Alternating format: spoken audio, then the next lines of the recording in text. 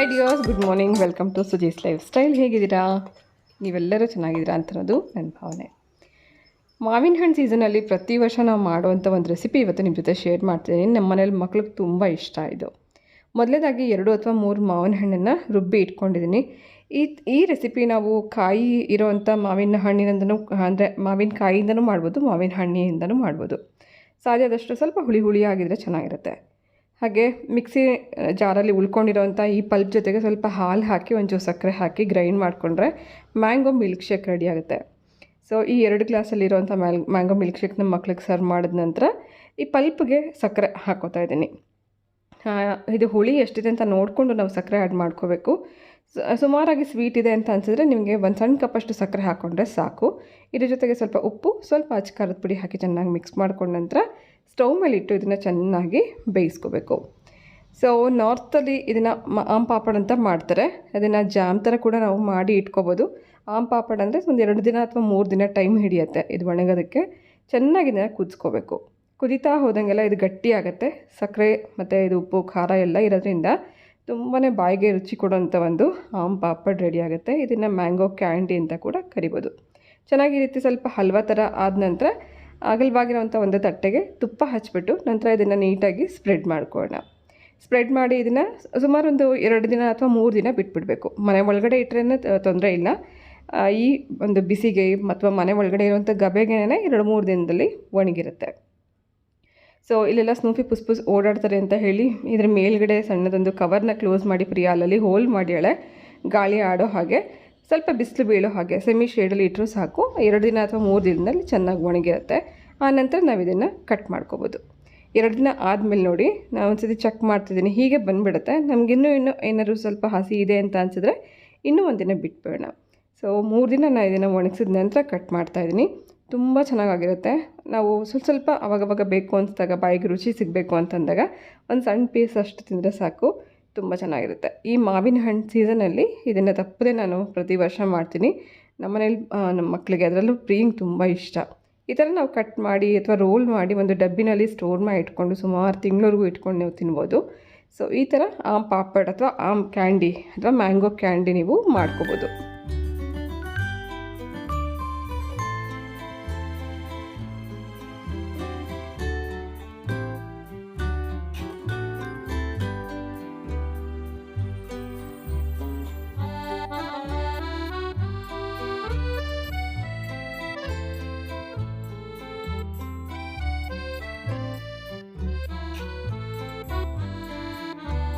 ಈ ರೀತಿ ಮಾಡುವಂಥ ಮ್ಯಾಂಗೋ ಕ್ಯಾಂಡಿ ತುಂಬ ದಿನದವರೆಗೂ ಇಟ್ಕೊಂಡು ಸ್ಟೋರ್ ಮಾಡಿ ಇಟ್ಕೊಂಡು ತಿನ್ಬೋದು. ಸುಮಾರು 5-6 ತಿಂಗಳವರೆಗೂ ನಿಮಗೆ ಫ್ರಿಡ್ಜಲ್ಲಿ ಇರುತ್ತೆ.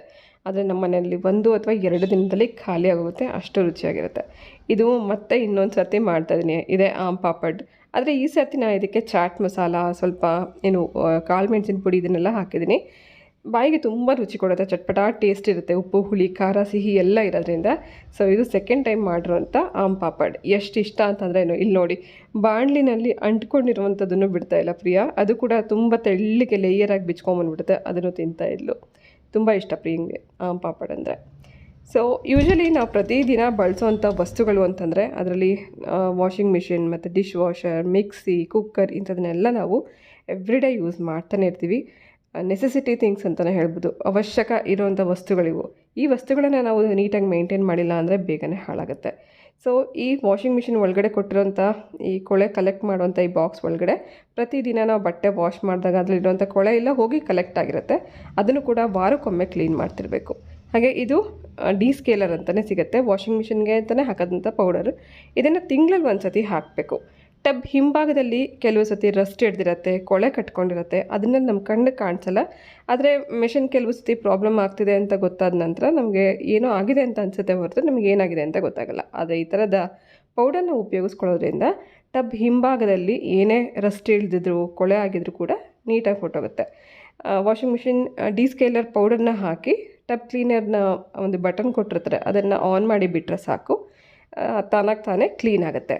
ಇದೇ ರೀತಿ ಈ ಥರದ ಟ್ಯಾಬ್ಲೆಟ್ ಕೂಡ ನಿಮಗೆ ಅಮೆಝಾನಲ್ಲಿ ಸಿಗುತ್ತೆ.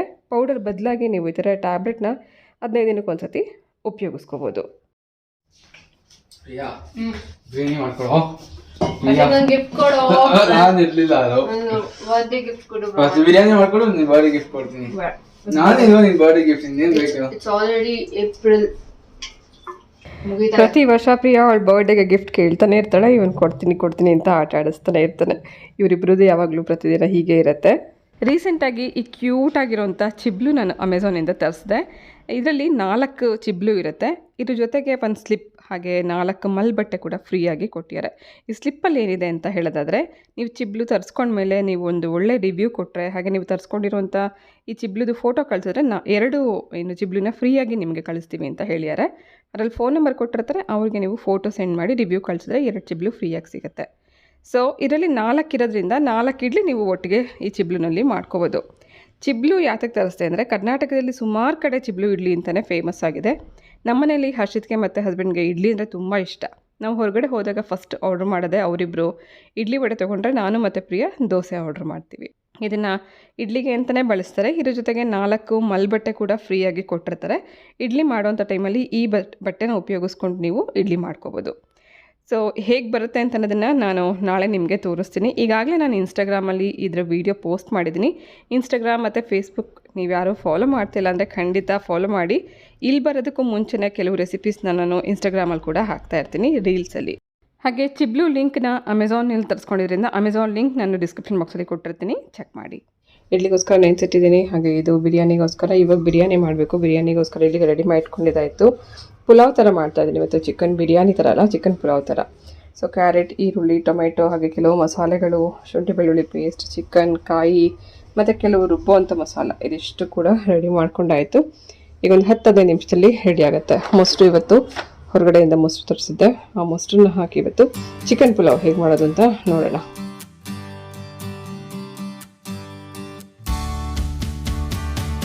ಫ್ರೀ ಟೈಮಲ್ಲಿ ಪ್ರಿಯಾ ತಾನೇ ಇದನ್ನೆಲ್ಲ ರೆಸಿಪೀಸ್ನ ಕಲಿಬೇಕು ಅನ್ನೋ ಇಂಟ್ರೆಸ್ಟಲ್ಲಿ ಬಂದು ನಾನೇ ಮಾಡ್ತೀನಿ ಅಂತ ಹೇಳ್ತಾಳೆ. ಅವಳಿಗೆ ಹೇಳ್ಕೊಡ್ತಾನೆ ನಾನು ಇದನ್ನು ಶೂಟ್ ಮಾಡ್ತಾಯಿದ್ದೀನಿ. ಸೊ ಬಿರಿಯಾನಿ ಅಥವಾ ಪುಲಾವ್ ಮಾಡೋವಂಥ ಮೊದಲು ನಾವು ಹೋಲ್ ಮಸಾಲ ಹಾಕ್ಕೊಂಡ್ರೆ ಫ್ಲೇವರ್ ಚೆನ್ನಾಗಿರುತ್ತೆ.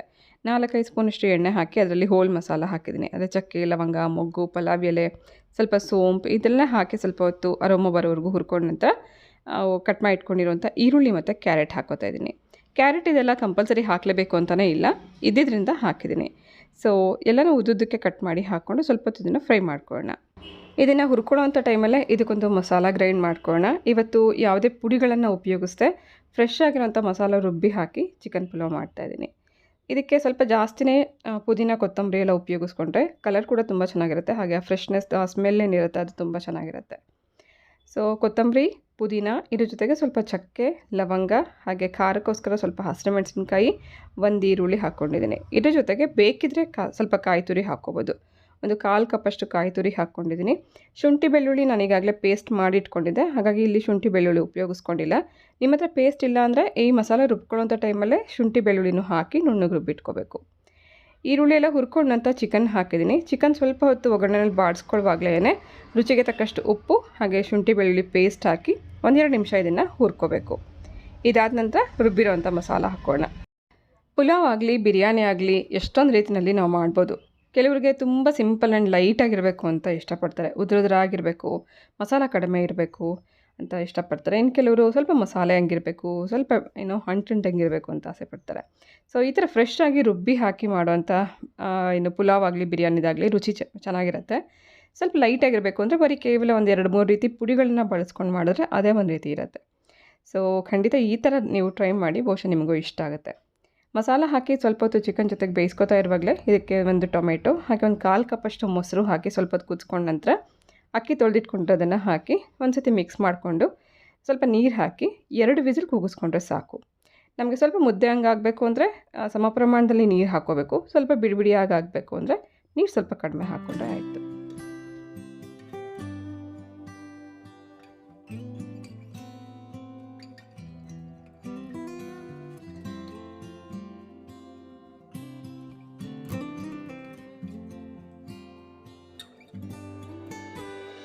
ಕಾಲೇಜ್ಗೆ ಹೋಗುವಂಥ ಹುಡುಗಿಯರಿಗೆ ಅಥವಾ ಹೊರಗಡೆ ಹೋಗುವಾಗ ಪ್ರತಿದಿನ ನಾವೇನಾದ್ರು ಡ್ರೆಸ್ನ ಹಾಕ್ಕೋಬೇಕು ಅಂತನವ್ರಿಗೆ ಮೇ ಬಿ ಈ ಥರದ್ದು ಯೂಸ್ ಆಗುತ್ತೆ.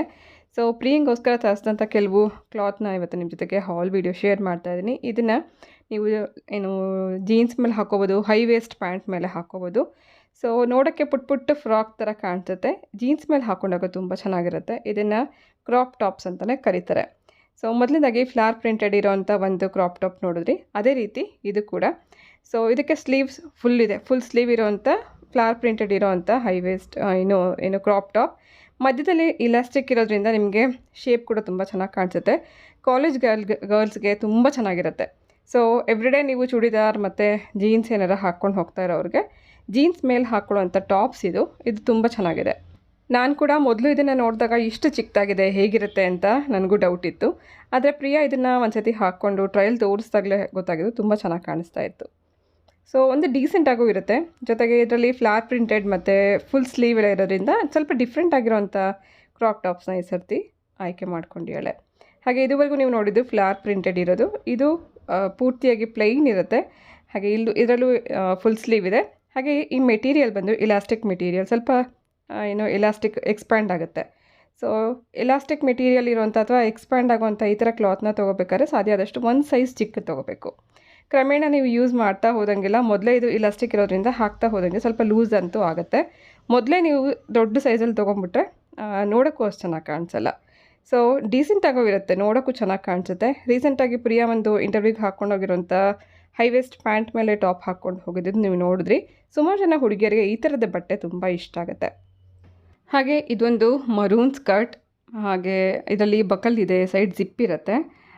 ನಿಮಗೆ ಇದರಲ್ಲಿ ಕಲರ್ ಸ್ವಲ್ಪ ಡಿಫ್ರೆಂಟಾಗಿ ಕಾಣಿಸ್ತದೆ. ಇದು ಮರೂನ್ ಕಲರಲ್ಲಿ ಇರುವಂಥ ಸ್ಕರ್ಟ್. ಇದಕ್ಕೆ ನೀವು ಟಾಪ್ಸ್ನ ಈಗ ಏನು ತೋರಿಸ್ದೆ ಆ ಥರ ಟಾಪ್ಸ್ನ ಕೂಡ ಹಾಕ್ಕೋಬೋದು. ಇದನ್ನು ಹೈ ವೇಸ್ಟ್ ಪ್ಯಾಂಟ್ ಅಂತ ಕರೀತಾರೆ. ಈಗಾಗಲೇ ಸುಮಾರು ಜನ ಹುಡುಗಿಯರಿಗೆ ಈ ಥರ ಪ್ಯಾಂಟ್ ತುಂಬ ಇಷ್ಟ ಆಗಿದೆ.